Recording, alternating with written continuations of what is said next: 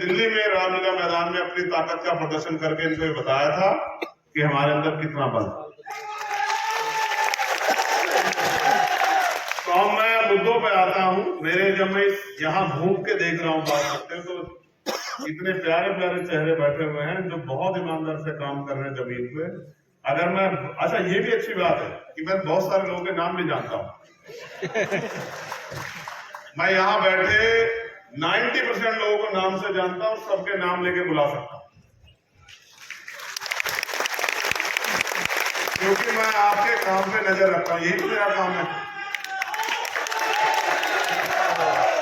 देखो, अब आप नारेबाजी मत करना, जय जयकार मत करना, मेरी बात को गौर से सुनना, ठीक है?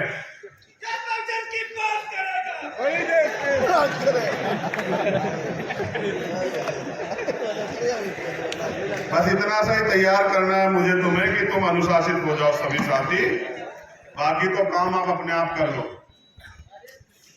यहाँ हमारे कुछ अतिथि भी है, जैसे हरीश जी जिनमें है, भाई बिलाल जी जिनमें है, भाई मनोज जी जिनमें है, हमारे अकाली दल अमृतसर जो है उनके पूर्व वर्तमान सांसद जो संगरूर से हैं श्रीमती सिमान जी, वो नहीं आ पाए किन्हीं कारणों से, उनकी पार्टी के वरिष्ठ लोग आए हुए हैं, उनका भी धन्यवाद करता हूँ।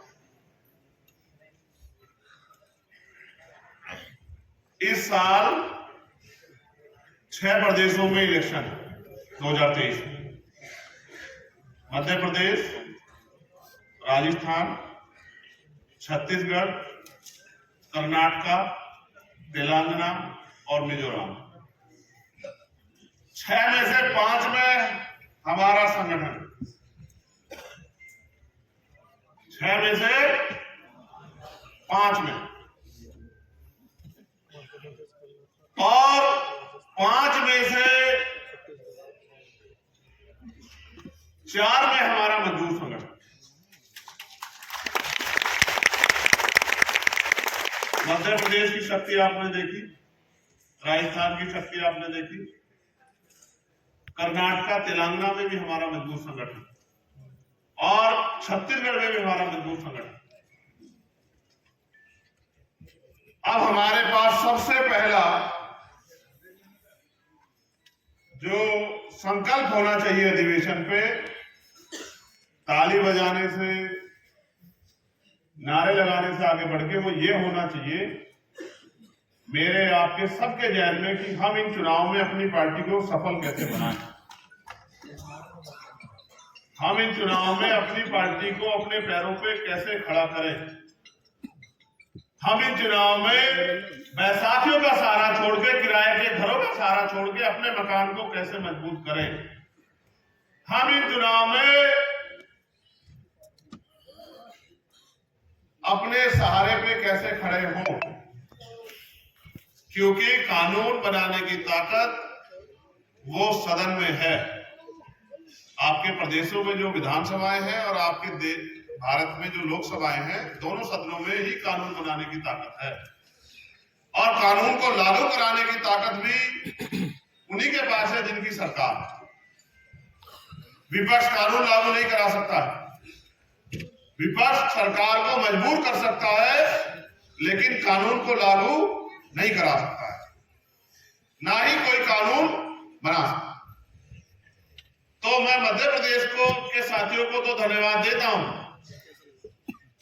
उस रैली के लिए, लेकिन जैसा हमारे एक वरिष्ठ साथी ने कहा कि यहाँ और संगठनों के लोग भी दिल्ली में सालाना जलसे करते हैं, लाखों लाखों लोग लेके आते हैं, लेकिन उनकी राजनीतिक हैसियत इतनी नहीं कि वो एक व्यक्ति को रोजगार दे दे। तो हमें ये बात सोचनी पड़ेगी कि बात तो बिल्कुल सही है कि सिर्फ लोग इकट्ठे करने से कुछ नहीं होगा, लोगों को वोट डालने के प्रति आपकी पार्टी को तैयार करना पड़ेगा।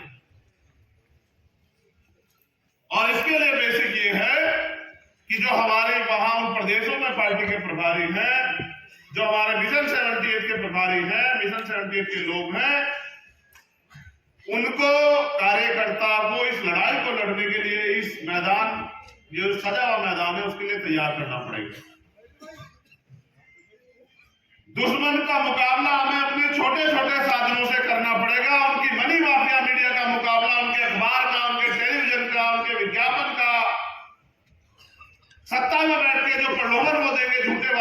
है उनका मुकाबला हमें अपने माउथ मीडिया से करना पड़ेगा, या फिर बहुजन मीडिया के साथियों का धन्यवाद कि वो हमारी आवाज को उठाते रहते।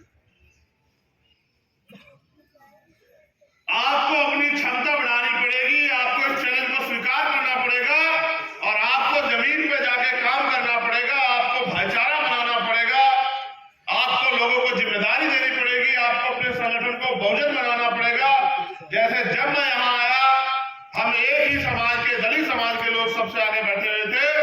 मैं इस बात को बहुजन नहीं मानता, तभी मैंने माननीय अध्यक्ष से कहा कि भाई ये सही नहीं है, हम बहुजन की बात करते हैं। हमारे संगठन, हमारी पार्टी में हमने साइकोलॉजी को पूर्णतः आत्मसात किया, अपने संविधान में भी आत्मसात किया है, तो हमारा मंच भी बहुजन समाज का मंच होना चाहिए।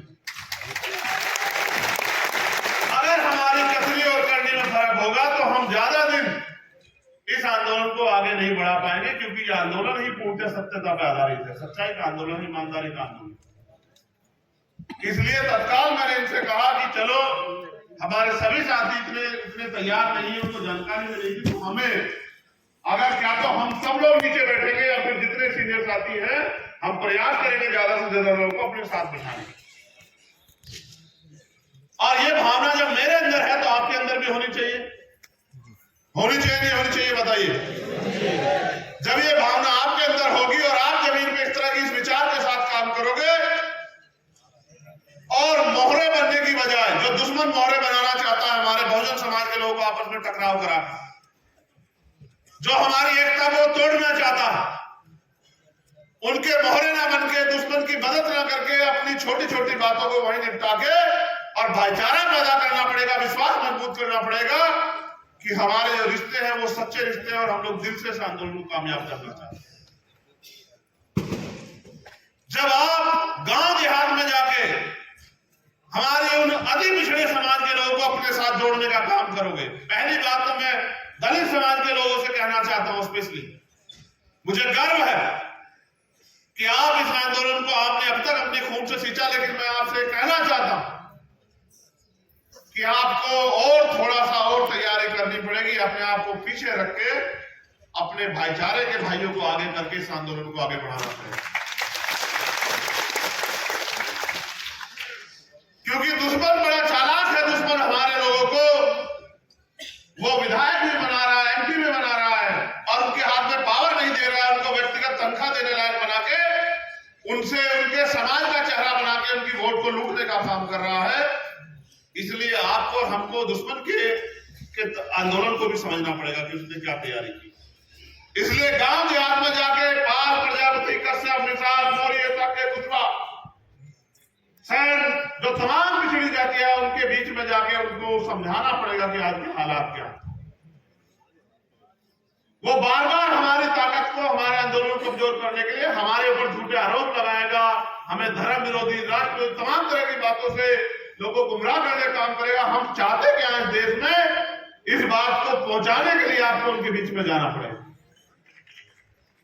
और आपको उनको ये बताना पड़ेगा कि आप ये सोचो कि मैं अभी मध्य प्रदेश गया था, आजादी के 75 साल के बावजूद भी भाई किशन लाल बागरी यादव के घर अगर कच्चा मकान है, उसके समाज में आस पड़ोस में कच्चा मकान है, तो आज भी इस देश में तमाम सरकारें रही, उन्होंने हमें इंसान भी नहीं समझा और उन्होंने ये भी नहीं समझा कि ये पक्के मकान में रहने लायक।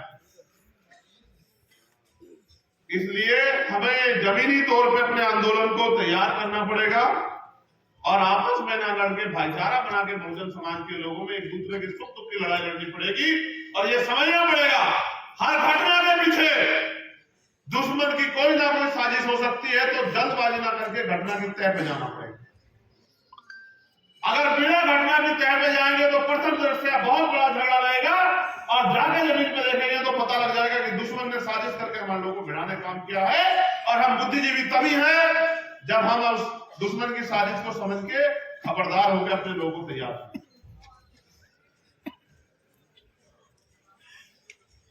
हमें यह भी तय करना होगा कि कहीं हम इस मैदान में सिर्फ हारने के लिए तो नहीं आए।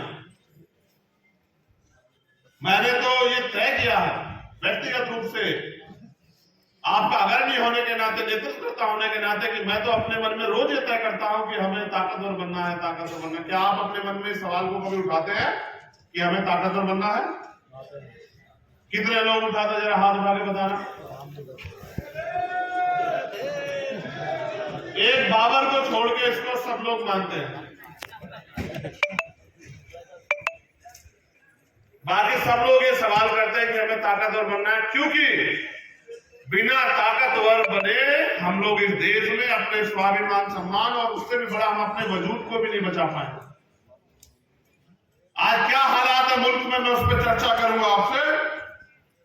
हम उत्तर प्रदेश के लोगों से भी मैं स्पेशली कह रहा हूं, राजस्थान के लोगों से कह रहा हूं, मध्य प्रदेश के लोगों से कह रहा हूं, क्योंकि वहां हमारा राजनीतिक आंदोलन जमीन पे बड़ा ताकतवर हो रहा है।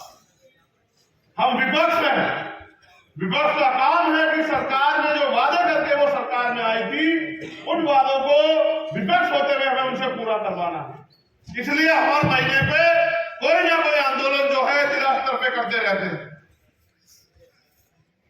इसलिए हमें अपने आंदोलनों की संख्या बढ़ानी पड़ेगी, मुद्दों की संख्या बढ़ानी पड़ेगी। सरकार को देखना पड़ेगा कि सरकार ने क्या क्या वादे किए थे, क्या क्या उन्होंने पूरे किए हैं, और इस झूठ को भी, जो झूठ फैलाकर उन्होंने हमारे लोगों की वोट लेने काम किया है, उस झूठ को भी समाज के बीच जाकर बेनकाब करना पड़ेगा।